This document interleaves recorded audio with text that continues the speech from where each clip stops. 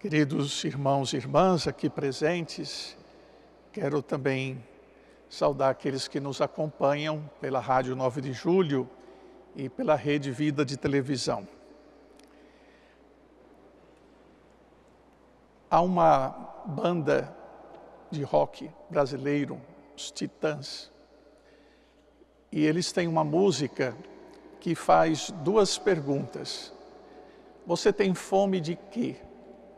Você tem sede de quê? E o resto da música é uma tentativa de dizer que não é só de comida, mas que o homem tem tantos outros tipos de fome, tantos outros tipos de sede.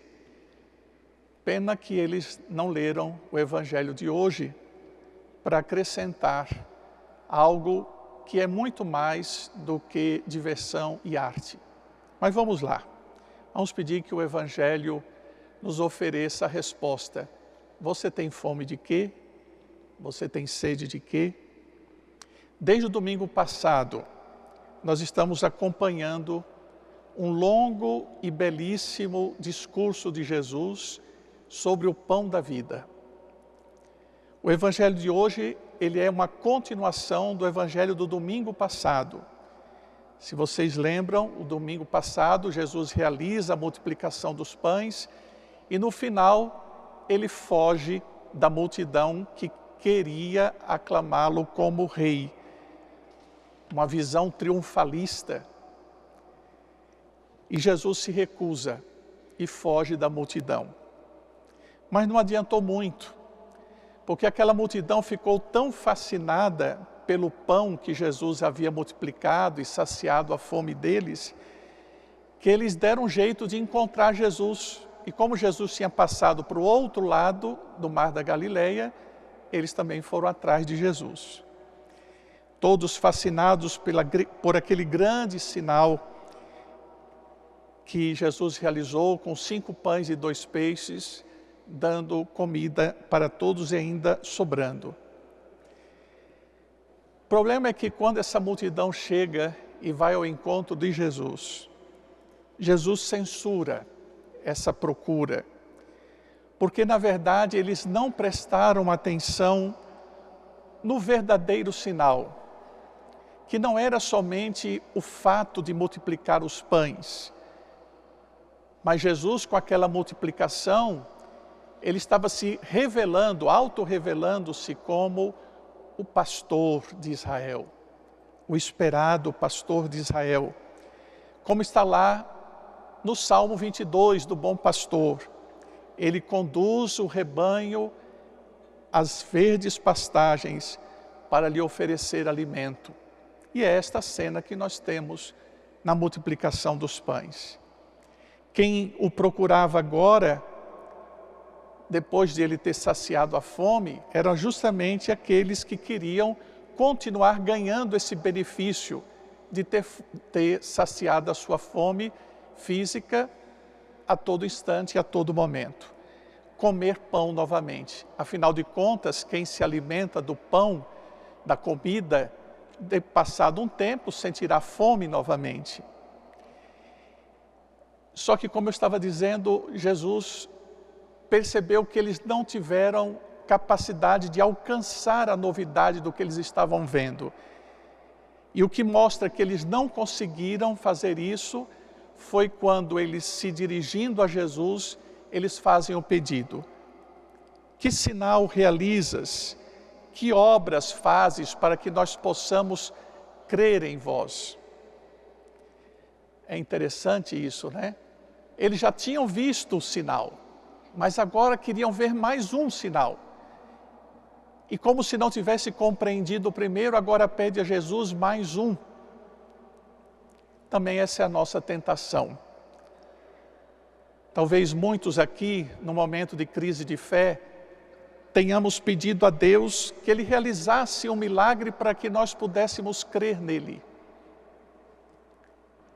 E vocês sabem, infelizmente por aí, há muitos que vendem o Evangelho reforçando a ideia de que Jesus é uma espécie de empregado desses pastores que pregam por aí, que dia tal, hora tal, Jesus vai realizar um milagre. É triste isso.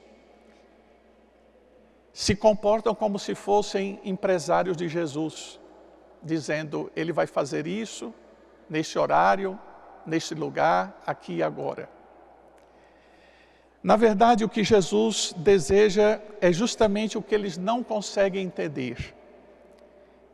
O que Jesus desejava é que eles acreditassem nele e na sua missão.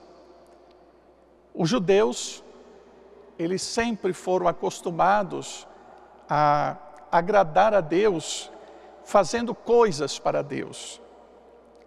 Muitas vezes faziam coisas, mas sem aderir no coração a Deus. E eles então, continuando sem entender nada, vão perguntar a Jesus, o que nós devemos fazer para realizar as obras de Deus? E Jesus então esclarece que ele deseja muito mais do que fazer coisas. Ele deseja que eles acreditem nele.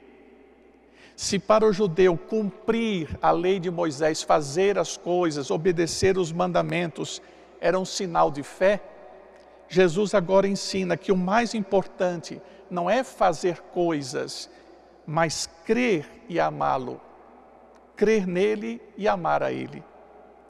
E isso é importante porque, vejam só, porque isso aqui a gente tira uma lição importantíssima.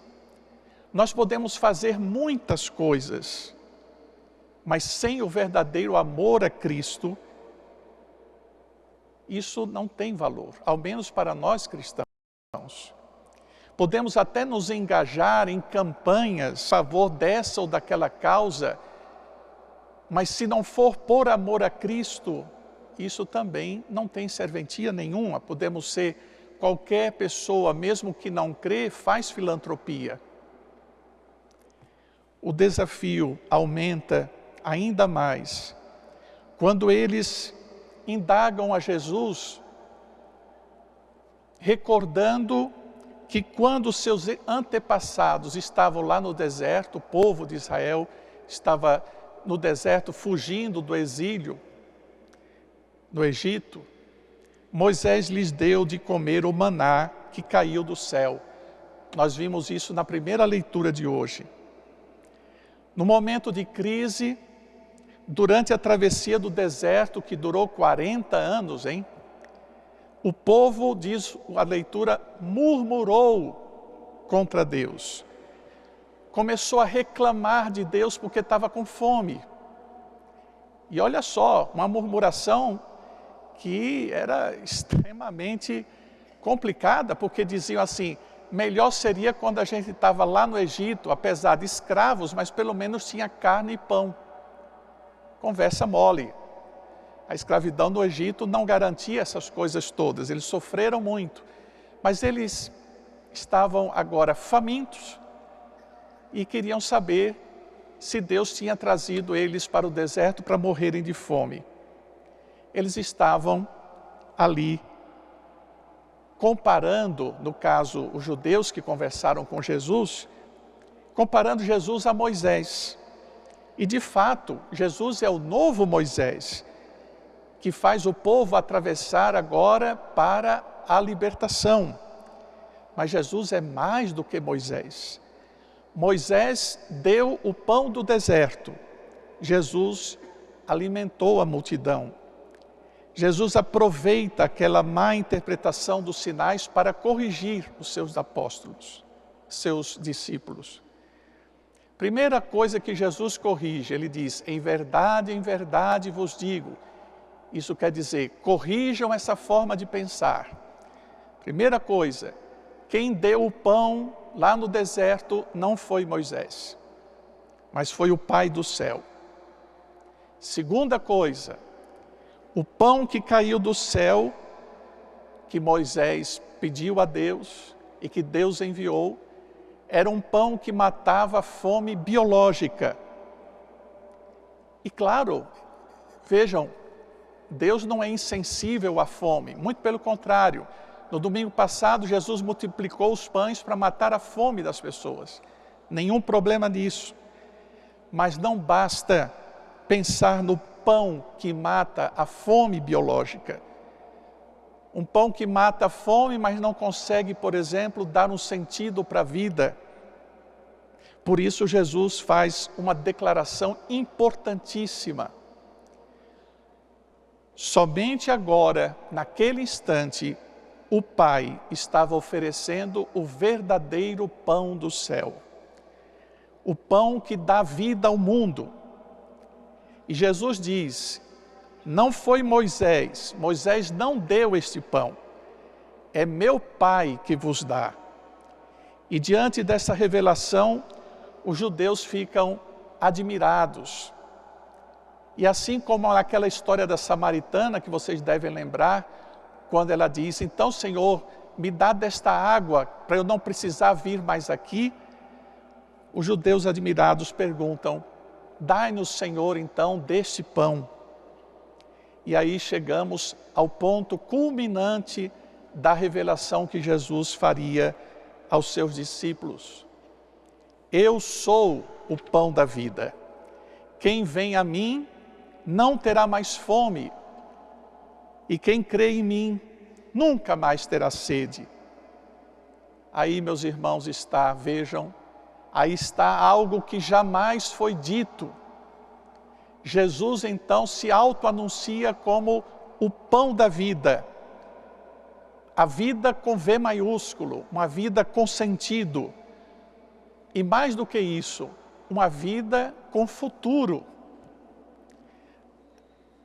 Eu acho que nesse momento da nossa meditação, caberia a gente se perguntar, o que nós buscamos quando procuramos Jesus? O que realmente nós buscamos quando nos dirigimos a Jesus? Não há nada de errado em pedir, por exemplo, que Ele nos cure de uma doença, que Ele nos dê o suficiente para uma vida digna. Não há nada de errado nisso. Mas Jesus tem algo a nos oferecer que é mais do que isso. Ele nos oferece um sentido para a nossa existência. E aí a pergunta, será que quando nós vamos ao encontro de Jesus, nós estamos realmente interessados naquilo que Ele pode de verdade nos oferecer? E Ele diz, vocês ouviram no Evangelho, esforcem-se não pelo alimento que passa, mas pelo pão que permanece para a vida eterna. Em toda missa, nós comemos desse pão e bebemos desse cálice, o pão da vida e o cálice da salvação. E o que acontece quando nós comemos desse pão da vida, que é o próprio Jesus? O que acontece com alguém que se alimenta da sua palavra? Sim, porque a palavra também é pão, a palavra também é comida. A diferença é que ela entra pelo ouvido, mas ela alimenta a nossa alma. O que acontece? São Paulo, na segunda leitura, diz o que acontece. Nós renovamos a nossa mentalidade, nos convertemos em homens e mulheres renovados, deixamos de lado o homem novo, a velha mentalidade, para nos revestirmos do homem novo. Hoje nós queremos também, nesta missa, render graças ao Senhor pelo ministério dos bispos, dos padres e dos diáconos. São eles que nos ajudam tantas vezes a atravessar o deserto da vida e nos oferecem, em nome de Jesus, o pão da palavra e o pão da Eucaristia. Esse, meus irmãos, essa vocação é um grande dom. Mas não se esqueçam, nós, diáconos, padres e bispos, somos pessoas frágeis. Carregamos um tesouro em nossos vasos de argila. Por isso, eu peço em meu nome, em nome de todos os padres, que hoje vocês rezem. Rezem pelo seu padre.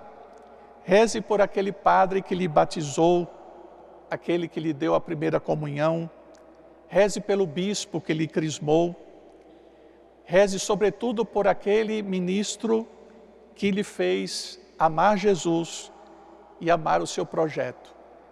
Sejamos todos eternamente agradecidos a esses ministros da igreja que nos ajudam a comer e saborear o pão da palavra e o pão da Eucaristia. Amém.